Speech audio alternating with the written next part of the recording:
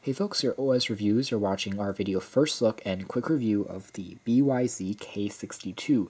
These are a pair of in-ear style headphones which sells on Amazon for roughly sub $15, which are pretty inexpensive. Otherwise though, they are relatively generic as far as the build quality and also the audio experience. They're decent, they perform better than their price would suggest, but I'm not a huge fan of the design. I feel like this resembles some Bluetooth headsets, but this one doesn't have any electrical components like batteries in here, so it doesn't really make sense to have the actual head be so large. In fact, this doesn't look nearly as elegant as some other models by perhaps Max Rock, which has an aluminum shell as opposed to being completely plastic. Obviously, design is something that everyone will have different opinions about, but I'm just not a huge fan, I guess, of what this look is about. Otherwise, in terms of specifications, this one does have a 20,000 hertz, 20 hertz to a 20,000 hertz frequency response range, and the speaker size is 8 millimeters, which is actually quite impressive. So they did fit as much as they could into these, and the sensitivity is 92 decibels plus or minus 3 decibels, so it can get quite loud as well, which may suit people who listen to rock music or perhaps electronic music. And again, a cable length is relatively long at 1.2 meters, which is average. Now, for some reason, BYZ did not choose to use a flat ribbon wire, so this is just a traditional wire that tangles a little bit more easily than some other competitors out there. I've already had to untangle this about 5 to 6 times since I've taken it out of the box. Otherwise, you have the company's logo on the front. The back uses an oversized silicone tip, which is extremely comfortable, and I guess one of the benefits of having a plastic construction is it is very lightweight. This kind of fits on the sides of your ear canals, and it stays in place for 5 to 6 hours without any stress on your ears, so they are very comfortable, and they seal off a good amount of sound. Even though they aren't active noise canceling, they won't leak much sound outside either.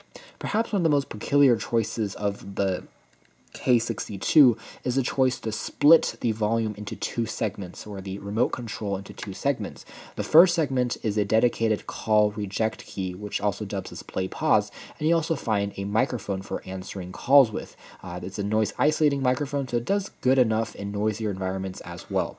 After you go down the wire a little bit though, you'll find another remote control which is dedicated for the plus or minus, just exclusively for the volume. It uses a slider mechanism to go up and down, so it's pretty sensitive and easy to adjust. We do like this. There's also a separate clip, but it does make for a little bit of a cluttered design choice, and overall it does make this, again, a pretty odd pair of headphones when it comes to the look, from that plastically large body to the fact that you have 2 different remotes to the fact that they didn't go with a flat ribbon wire.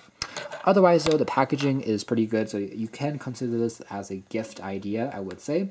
It certainly is good enough for that. This is what it looks like. There's a transparent plastic that covers everything when you are not using it. Some basic info printed on the sides, and finally some info on the back. This is apparently a special edition, and it also includes 3 sets of comfortable ear tips to get a more custom fit in the box, as well as a quick instruction and warranty guide. So talking a bit about the audio experience next, which is, again, the most important part of any pair of headphones, these actually are pretty good. They're clean, they're crisp sounding, they don't pack as much of a punch in terms of the bass as I would like, but for a very lightweight pair of headphones, they do deliver when you listen to pop music or electronic music. Things are relatively well balanced, and higher frequencies are pretty good, clean, and crisp. If you listen to classical music, you will notice that some detail has been reduced, but it's not bad for something, again, that's sub $20.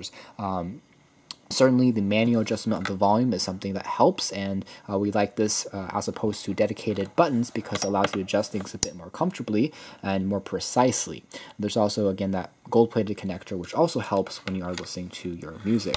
There isn't really a way to really easily tug away the wire or organize the wire in an easy fashion because, again, it's not made out of this flat ribbon wire material, and there also isn't a Velcro strap attached, so I just kept the bendy metal thing, and I just put this back in place when I'm not using it, just to make it a bit more organized and prevent tangling, I suppose.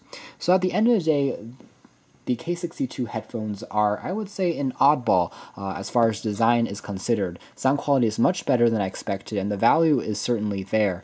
Personally, I'm not a huge fan of how they look, but they do sound good. So if you're looking for that, then perhaps this is something that offers more function over style. You can check out more details about these in our official written review, which has some more performance tests and data, but this has been our video. Thanks for watching here at OS Reviews.